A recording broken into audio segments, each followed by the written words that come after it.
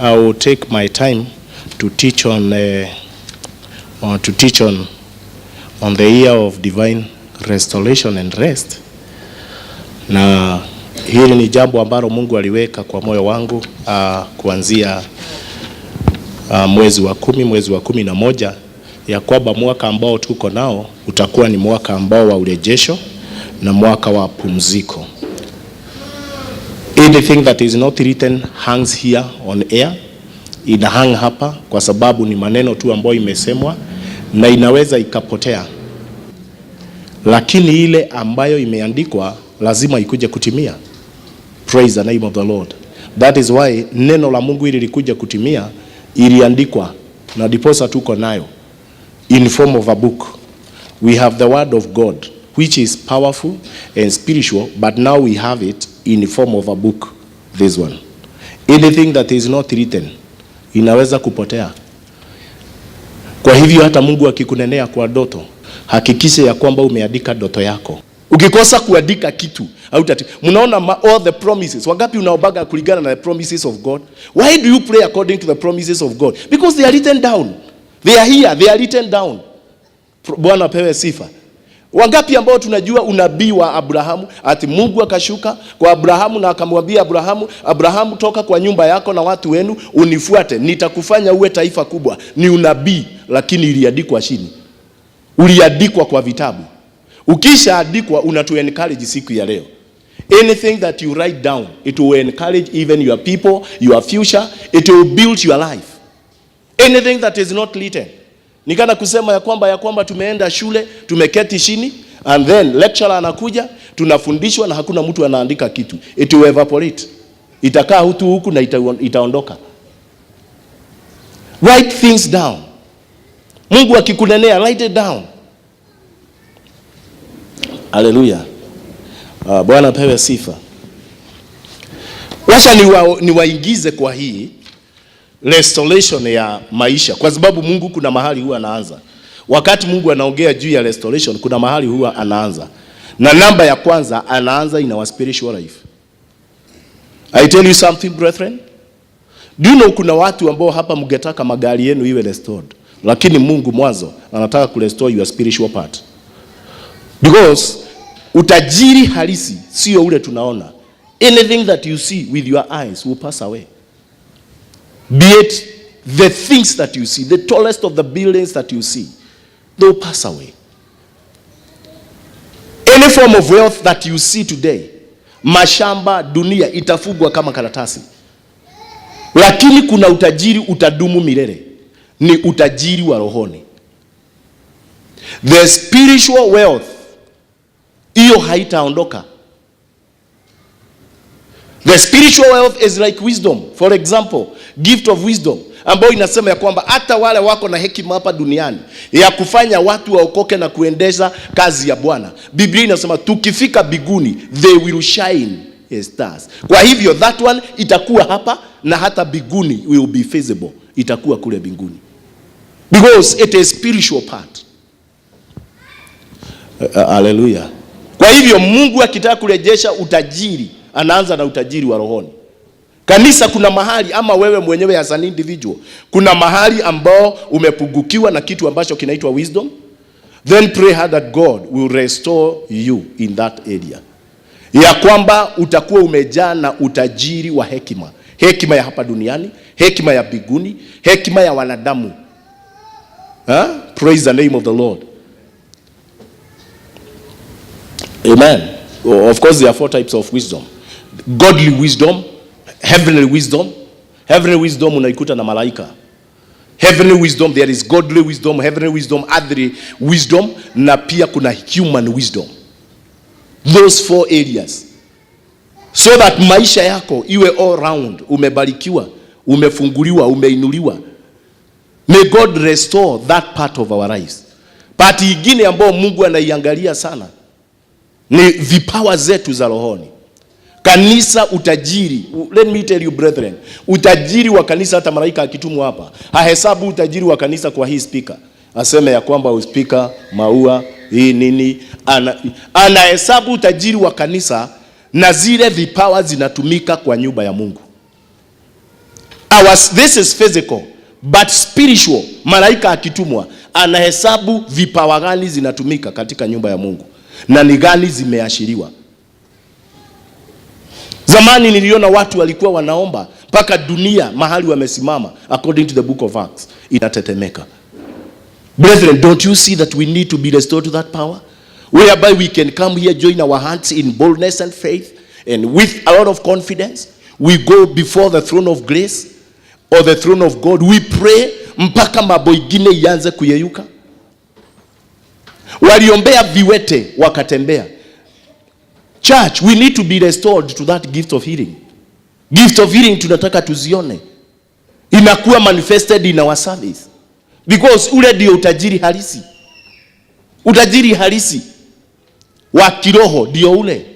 Wakati watu walikuwa wanachukua their time, wanafunga. Mungu, malaika akitumwa na Mungu akikuja mahali hapa, ataangalia watu wale wako na utajiri wa aina gani. Wagapi wameweza kufunga kula chakula for 3 days, 1 day.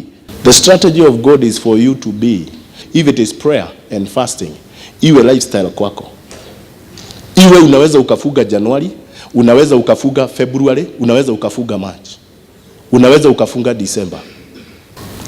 Zamani ya Galia, wengine walikuwa wanajipiga kifua, wanasema ya kwamba we have been fasting for 3 days, every week 3 days.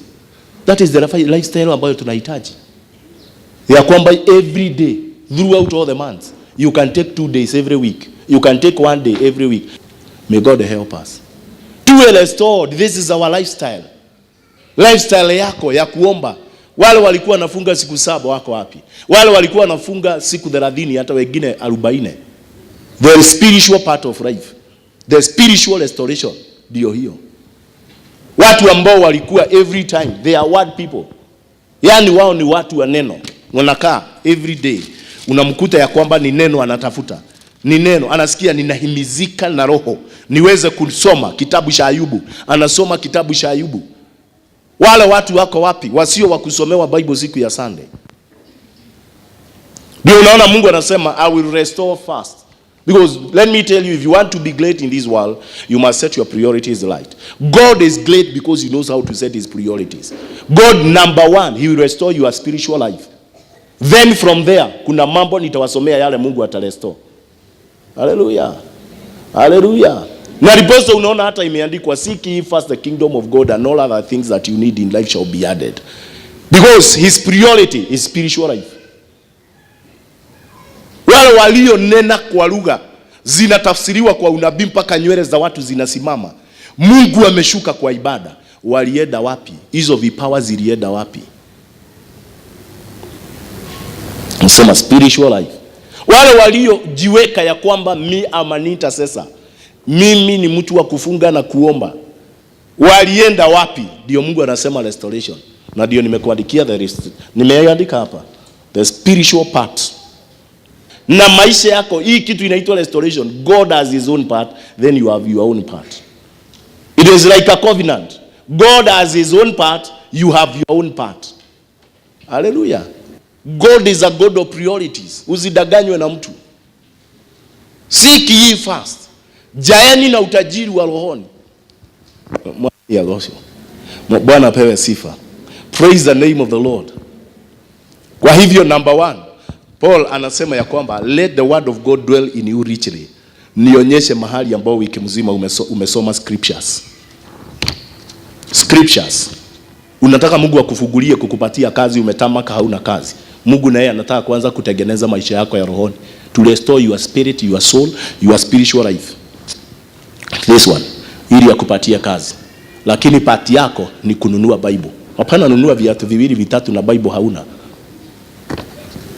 Ni vibaya sana. Ni vibaya Mkristo kununua nguo mpya na Bible hana. Ni vibaya. Mtu anakaa na Bible ya Gideon na anakatoa kwa drawer zile za guka yake. Maana alikuwa amepewa na hiyo kitu ya Gideon. Anakaa nayo. It is very wrong. And let me tell you something. Bible kusoma, it is not a must you understand. You just read it. The Holy Spirit will interpret it for you. You just read it. Bwana pewe sifa. Na limu ukeruta ginya guthoma wanireire ku nyumba. Kusoma ukiwa kwa nyumba peke yako. Na unaisoma vizuri. Unaisema. inaingia kwa moyo wako, kwa spirit yako. Watu wanataka Mungu restore mambo mengine physical life, lakini Mungu anaanzia na spiritual. May God help us. And then mjue hii ni step number 2, na singetaka kila mtu akose kujua. When God says I will restore, huwa anapatiana kitu ambacho kinaitwa the how. The how, it is the strategy that God will use to restore. The strategy, church mzima huwa iangalie. Na watu wengi hata waliopita, unakuta mtu wako na unabii umepile, lakini hajui kuuliza the how. How shall it come? How shall it happen? Oh, pastor, this is the year of God's divine restoration and rest. How shall it happen? May God give us the strategy. Ata restore mambo yetu namna gani? Part ya kwanza is receiving and hearing the prophetic word. Part ya pili, it is the strategy that God is using.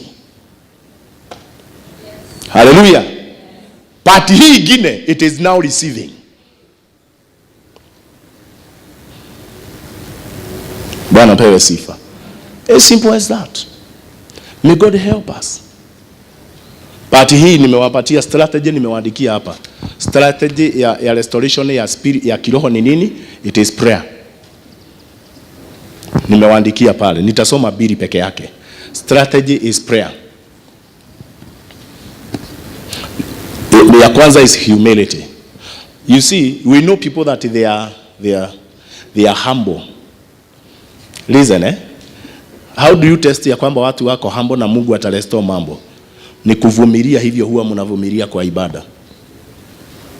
Unakaa hapo, inahubiriwa na haupigi mdomo. Ni kusema in your life, Mungu kuna mambo atarestore, kuna mambo ataweka, kuna growth itakuja ya kiroho, kuna vitu ya kiroho utapokea. Unaona hivyo kuwa kunaitwa number 2 ni hii nimesema ya maombi. Ndiposa unaona wanafunzi they had their hour of prayer. Saa 9 ilikuwa lisaa la maombi, because they knew kutakuwa na power ingine isiyo ya kawaida. It is the strategy that God uses. Hallelujah. Hallelujah. Kwa hivyo hii ni moja ambayo inasema nini? Prayer. Your prayer life. May God restore your prayer life. Hallelujah. Let me tell you something. Nimewaambia the first step receiving this prophetic message mpaka inaandikwa chini. The second, it is the strategy that God uses to restore. The third is receiving. And God is a God of priorities. And answer priority number 1, restoring your spiritual life. Then physical things will follow. Wale mlikuwa mnaamuka kuomba usiku, ndio hii strategy ya Mungu ku restore your spiritual life, ndio hii prayer. Ni kuombea urudie hiyo. Wale ulikuwa unafuga kula chakula mpaka mambo inatendeka, urudie hiyo. Wale ulikuwa unaombea mambo ya, unajua kuna watu the way they are intercessors. Wanaomba dakika kama, wanaomba masaa 3 bila ya kujitaja. Wanataja familia za wenyewe, wanataja kanisa, wanataja watu, wanataja watoto, wanataja taifa, 3 good hours without mentioning their names or their needs. That one is an intercessor. Na wengi walilala. Mungu anasema I will restore their spiritual life. Jambo lingine ambalo Mungu huwa anafanya to restore our spiritual life, maana nilisema hiyo ndio nitaigiria, ni nini? It is kitu ambacho kinaitwa fellowship, communion, fellowship. Let me tell you brethren, fellowship inakuanga powerful. Hizi fellowship unaona tuna wakati mwingine tunazineglect za nyumbani. Very, very powerful. Let me tell you, if God is going to lift your life, lazima kuwe na fellowship. Fellowship in your life. Una watu wagani ambao huwa mnashiriki na wao? Ukisikia Mungu anaita watu katika pamoja ku fellowship, kuna restoration inafanyika. Bwana pewe sifa. The other one is repentance.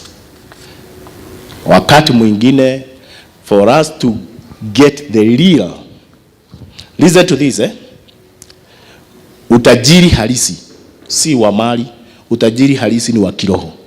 Ili tupate huo utajiri wa kiroho na kuwe na restoration, lazima kuzaliwe mbegu ya repentance in our lives.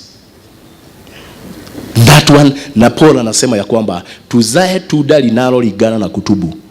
Kutubu iwe ni kama lifestyle yako, ya kwamba hata unaweza ukasema, Mungu ninaomba nikitubu dhambi na makosa, hata ile ambayo huwa tunashukulia kama ni kawaida ya kufikiria, ya kuona. Kuna wakati unapata uchafu kwa sababu ya mambo tumeyaona, isn't it? Ama kuna mambo unapata uchafu kwa sababu kuna mambo umeyasikia. Unapitia tu kwa mahali unasikia vile watu wametukanana, uchafu unakuingia kwa sababu ile maneno imesemwa.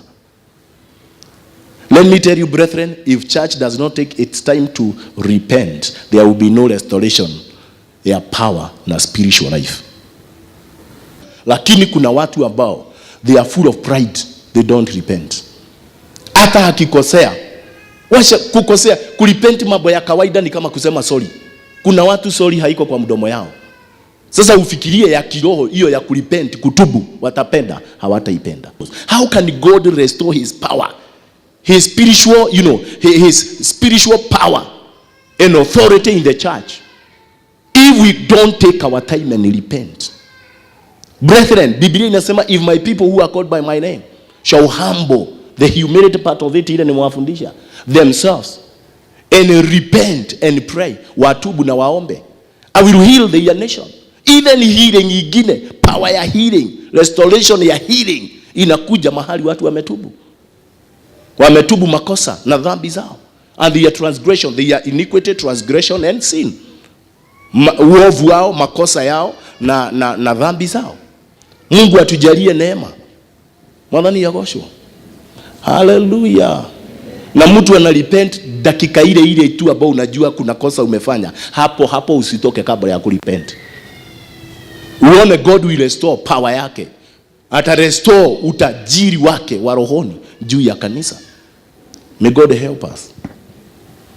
Hapo ni kusema kanisa halitakuwa na watu wa kujustify vile ambavyo wamefanya, wanajijustify, wanajipiga kifua.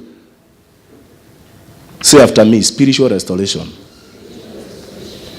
Iseme tena. You know why nimewaambia? Ni kwa sababu nimewaambia it is in our prophetic word, isn't it? And then inakufundisha nini? The strategy ya Mungu kurudisha nguvu zake. It is when people repent. Are you getting what I'm saying? Hallelujah. Hapa unaomba, shida iko kwako kwa nyumbani, inakuwa solved in a mysterious way, na ni kuomba uliomba. Hallelujah. Yani biashara yako inafunguka in a mysterious way, milango yako inafunguka in a mysterious way, na ni kuomba ulienda kuomba kwa madhabahu. This is what we need. This is what we need. Church is a spiritual body where we come to solve our matters spiritually. Praise the name of the Lord. Watu walishikana mvua ikakosa kunyesha, wengine wakashikana mvua ikanyesha, because they were spiritually strong. Where is the church today? Anasema hapa kutakuwa na Israeli mzima, kutakuwa na njaa. Wewe Ahab, maana umeharibu, umeleta uabudu wa miungu. Akasema by my word hapa ndio kutanyesha. 3.5 years. Na ni mundu kiroho jaba, ni mundu munene kiroho, ni aramenya uri arauga ti kwiyugithia. Mvua inasimama 3.5 years, na anasema itanyesha wakati nitasema, tukirudisha kuabudu kwa Mungu hapa. When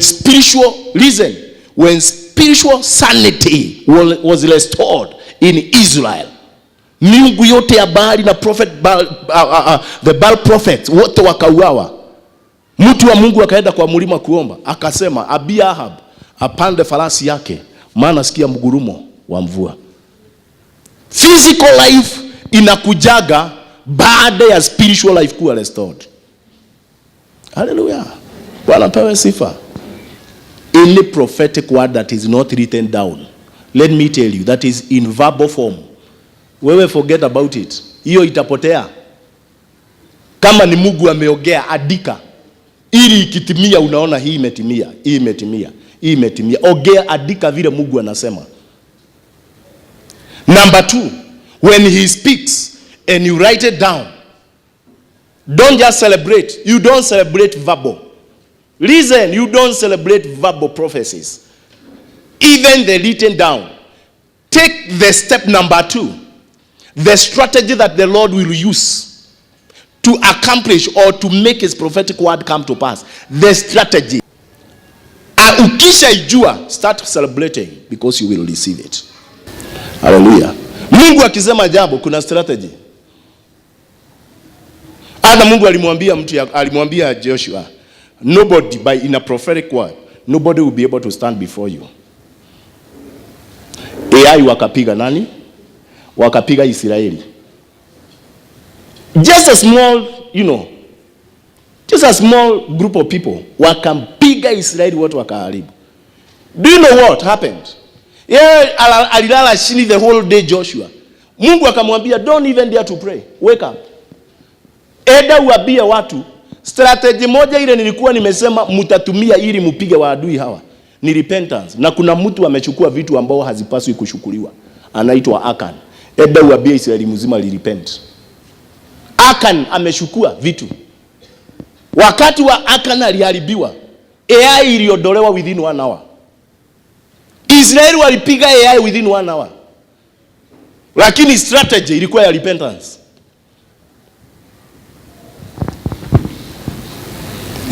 Listen to this. Takasa watu, because tomorrow I'm going to do a great thing in their lives. Jordan will give way. That was a prophetic word in a verbal form. It was written down ili tuijue. Then they were there waiting for the strategy. They were not celebrating, oh, it is harvest time and the prophetic word of God has come that tomorrow God is going to part Jordan.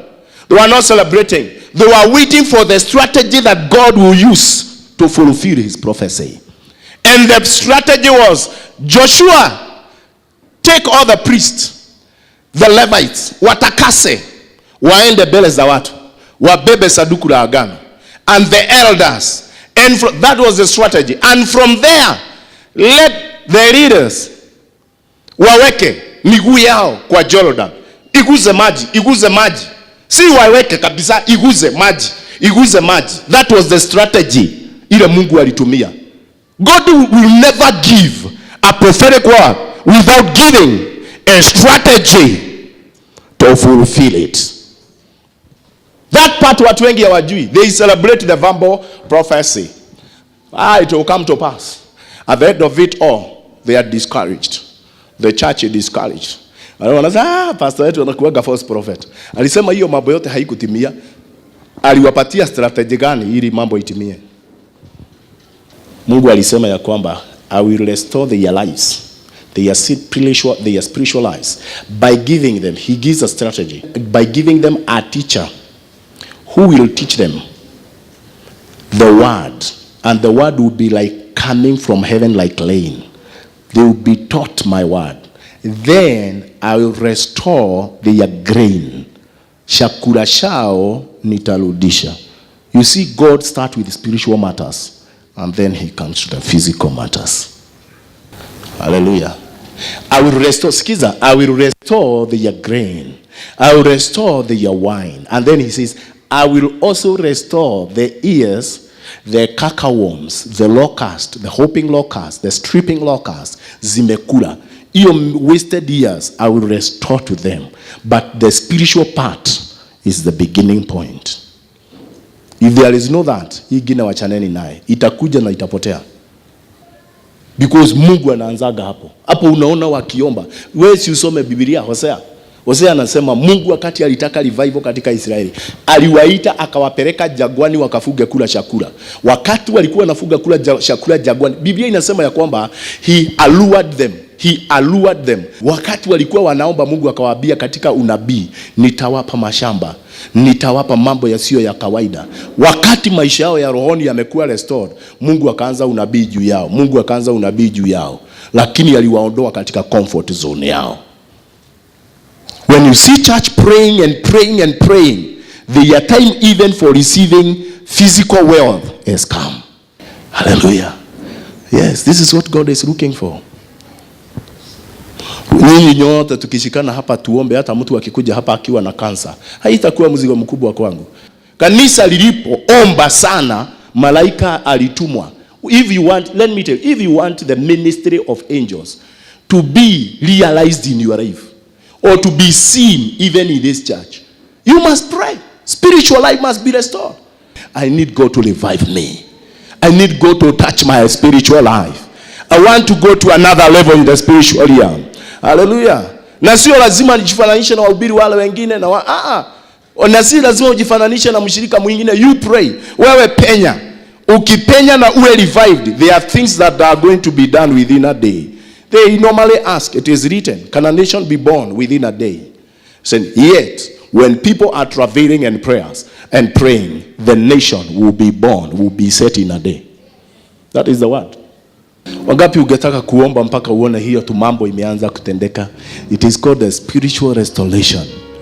Na ndio nilisema ya kwamba any prophecy that is in verbal form, it is not written, itatuepuka tu. Ndiposa Mungu akafanya niwaandikie the year of divine restoration and rest. And listen to this. This book has two parts. It is the part of the prophecy and the how, the strategy that the Lord is going to use to fulfill his prophecy. And then there is celebration. What is celebration? Is rest. Mungu anatupatia pumziko. Na wengine hata hapa kwa ibada hii mkubali Mungu awapatie pumziko. Umepigana vita nyingi. At least upumzike kidogo ili uweze kufanya mambo yako. Mtu akipumzika, na Biblia inasema ya kwamba Israeli wakati walipatiwa pumziko waliweza kujenga hekalu.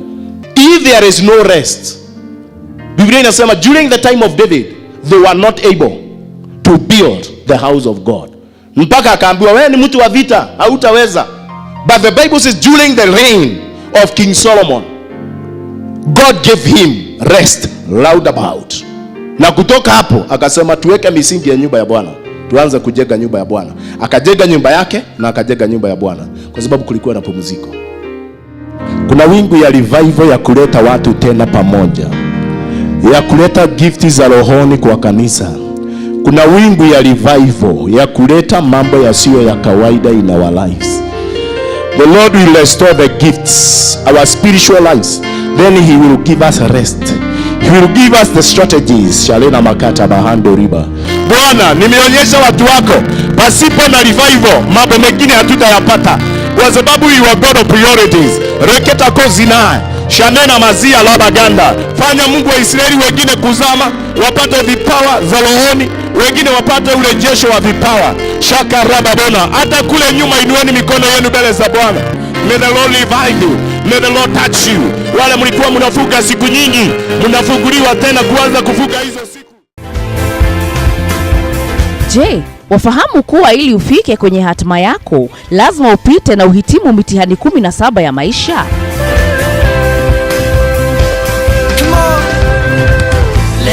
Run from the east to the west, let's run. There is a very popular scripture that says that our people will move from one glory to the other. But I want to say that between the glories, between one glory to another, there is an examination there. There is a test there that you are supposed to pass. Je, waifahamu hiyo mitihani 17 na jinsi upasavyo kukabiliana nayo? Jinyakulie nakala yako ya kitabu chake Askofu Michael Wanderi, The 17 Tests of Life, ili upate kujua mitihani ile ni ipi na mbinu za kuzipita. Tumia nambari iliyoko kwa runinga yako kuagiza kitabu hiki cha The 17 Tests of Life. Usianguke mitihani ya maisha.